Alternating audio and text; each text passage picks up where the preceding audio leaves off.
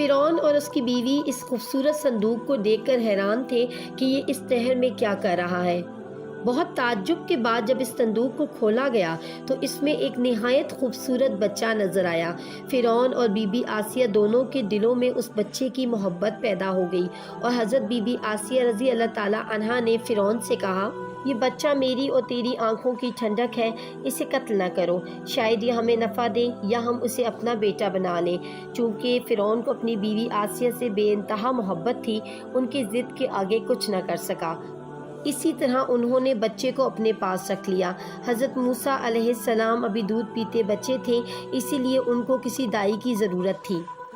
Be be Asiya نے بے شمار دائیاں رکھیں، لیکن حضرت موسیٰ علیہ السلام کسی کے پاس بھی خاموش نہیں ہوتے تھے اور نہ ہی کسی کے ہاتھ سے دودھ پیتے تھے۔